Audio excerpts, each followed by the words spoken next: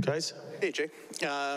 We ask about Connor McDavid a lot. Have you run out of things to say? You know what? I was just informed that he joined, is it Mario Lemieux in fastest to 60 in the last so many years or so. It's a good person to be associated with. Flair for the dramatic, too. I mean, obviously, I don't know if you guys quite played the way you wanted, but in the end, he helped pull you guys out of the woods. Yeah, you know what? I think when you look at that game tonight, we gave up 16 shots on net versus a team that's lost one time in regulation in their last 10, I think it is now. So I think that's important to realize. Andre Tourigny and his staff do a heck of a job. Their team plays very hard. They've lost one time in 10 games, and they played hard tonight. And though we didn't give up a lot, I thought there was some situations we could handle a little bit better. They ended up in the back of our net. There were 3 chances that ended up in the back of our net. Again, we gave up 16 shots on net.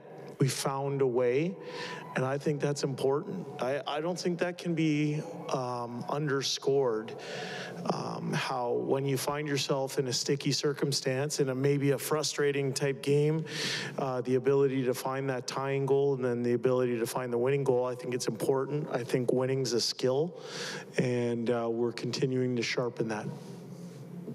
The last game you played in here, your power play didn't get any goals and your top 3 scorers didn't get any goals. I see you went 24 minutes with a lot of your guys, and your top guys scored tonight and your power play scored tonight as a coach. Yeah. What do you make of that? Well, I think what was interesting about the power play tonight, when we scored, it was almost when they were 2 minutes into the full power play. So that's why you see a skew in some of the minutes there. I think it's great. I think our best players rose to the occasion. I thought scored big goals at the right time. Like I said, it wasn't a pretty game. It wasn't. It could feel frustrating at times. I thought, giving up 16 shots on net is a positive step forward for us. But there's times in the game where we can manage situations a little bit better. We've been asking about Connor McDavid a lot for time. 60 goals. Banks one in off the back of the goalie's head tonight and then scores the overtime winner. Yeah. Do you ever see anything that you haven't seen before? Well, I've not seen him score an overtime goal like that, or anybody, because came off of an all-world pass out of our end from Leon, went down on a breakaway, which normally is money in the bank for him. The goal, it didn't go in. He kind of turned one way, was upset that it didn't go in, and then sure enough, Leon found him again right down Main Street, and he made no mistake on it. And he's 60 goals in that short of time span is amazing. But I keep going back. You guys have heard me say this a million times, but I keep going back to the fact that what drives him is team success. So he'd be most happy, not with his 2 points or whatnot, or his 2 goals. He would be happy with the team's 2 points tonight on a non-perfect evening. When you watch McDavid play this season, Jay, he seems like he presents as a guy that just has a shooter's instinct. Yeah. He's looking to get that shot off, maybe more than we've seen before. Interesting to watch a player develop that kind of mid-career here. Like he's turned into that shooter with that shooter's instinct. Yeah, he has an unbelievable desire to add layers to his game. So the goals that he's scoring now are much different than the ones he scored earlier in his career. I think that's part of his evolution as a player. He's not somebody who stands still and relies only on old habits or old pathways. He's constantly searching for new ways to do things. He also responds to the way the game is being checked. The way on the power play, the way there's been evolutions in penalty kills and how he's trying to break that down. He's not somebody that stays still. He's someone that pushes, and that's what the best do. and he certainly is the best player in the world. We've asked you about him a few times, and you focus a lot on his desire to win, and that's where a lot of the motivation comes from. Yep. These top-end players also want to be the best. Yep. Say about that part of McDavid's drive to be the best. And yeah. That's normal and good. It's insatiable. It's what gets him up in the morning. It's what he dedicates his life to. And, you know, we get to see those highlight reel goals tonight.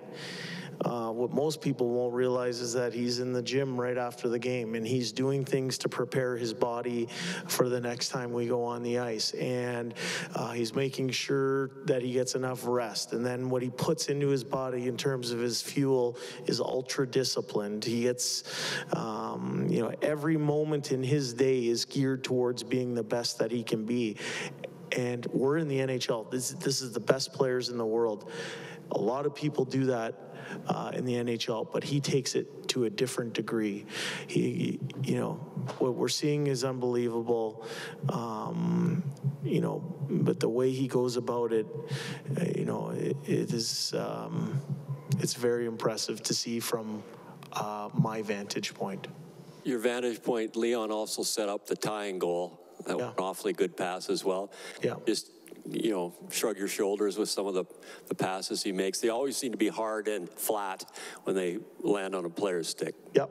I thought it was great heads-up play. It was something in response to the way the Arizona Coyotes defend the neutral zone. He picked it up. Nugent Hopkins did great to stay on side and found a big shot and a big goal for us against a goaltender who had a heck of a game tonight. Ingram played great and gave his team a chance to win. But ultimately, we found a big goal at a key moment, and that was a credit to Leon because that pass was as nice as the one in overtime. We didn't ask this morning what's wrong with Devon Shore. He was sick. He's been sick the last couple days, so we're hoping that, you know, he didn't go on the ice today, but we're hoping that he feels better tomorrow and feels well enough to go on the ice. Thank you. You used Vincent Desharnais with Darnell Nurse a lot in the first period. What did you try that? What did you see? And then you ultimately seemed like you veered more toward CC and get more on. You know what? I think we're at the point where we are trying to refine some things and maybe test some things out to get ready for Game 83. And you can talk about it all you want, but you gotta see it put into action. And I thought tonight was a good night to do that. In the end, we had 7D dressed too, so you know there was a little bit of mixing and matching to make sure that everybody got a certain amount of minutes and whatnot. But Desharnais with Nurse, they have the makings of a good pair. They're both big and strong and take pride in playing hard. So, but in the end, the game plays out the way the game plays out. Good, thanks guys.